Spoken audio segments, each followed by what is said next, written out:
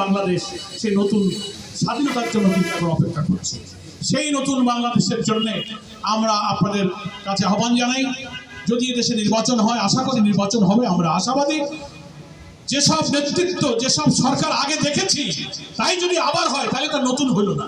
নতুন মানে যে সব নেতৃত্ব কোরআন সুন্নাহর ভিত্তিতে ইনসাফের ব্যবস্থাটা এই জাতির দেখতে বাকি আছে, আলেম ওলামা ইসলামী দল সংগঠনগুলো এখনো ঐক্যবদ্ধ হয়ে আমরা চেষ্টা করছি পুরনো ব্যবস্থা বাতিল, একটা নতুন ব্যবস্থার নামই হচ্ছে নতুন বাংলাদেশ।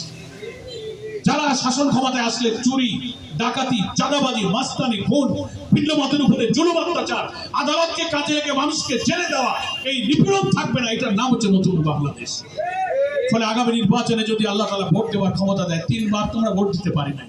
আমি 18 সালে এমপি ক্যান্ডিডেট, আমাকে ভোট দিতে যেতে দেওয়া হয়নি। বাড়ির থেকে বারবার পুলিশ ধরার চেষ্টা করেছে। একটা দেশের এমপি ক্যান্ডিডেট ভোট দিতে পারবে না, বাড়ি থাকতে পারবে না। কি আইন শৃঙ্খলা, কি পুলিশ, দলের কথায় পুলিশ চলেছে।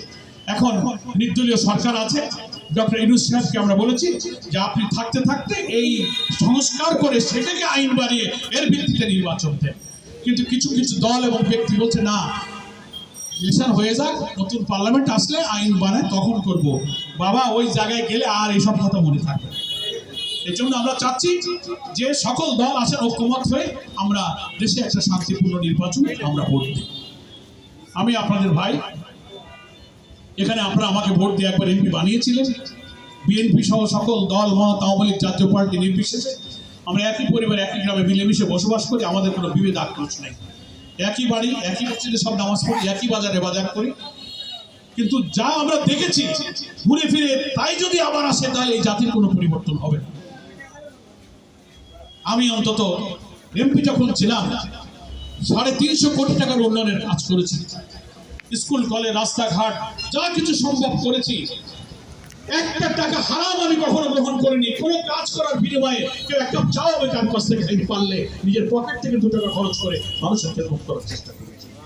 দল আমাকে বলেছে আবার নির্বাচনের জন্য, যদি আপনারা আমার এলাকাবাসী ভাই মনে করেন যে না ঠিক আছে, আমারও বয়স বাড়ছে, আপনাদেরও বাড়ছে, কষ্ট হয়, এটা আমার করতে মন চায় না, তবুও দলের সিদ্ধান্ত মেনে আপনারা, আমার ভাই, আমার পিতা, আত্মীয় স্বজন, এই গ্রামের মানুষ, যদি আপনারা বলেন যে না ঠিক আছে তুমি থাকো, তোমার সাথে আমরা আছি, তাহলে আমি একটু সাহস পাই।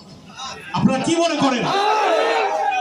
যদি আল্লাহ তাআলা সব নেতৃত্ব এবং চোর, ডাকাত, চাঁদাবাজদের হাত থেকে মুক্ত করে এই মার্কেটে রাস্তা রাখবে না, আল্লাহ তৌফিক দিলে আমি ইনশাআল্লাহ এটা দেখব।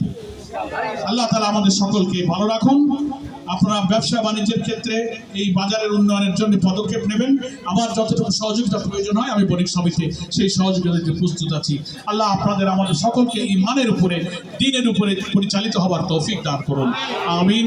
ওয়া তৌফিক ইল্লা বিল্লাহ। আসসালামু আলাইকুম ওয়া রাহমাতুল্লাহি ওয়া বারাকাতুহু।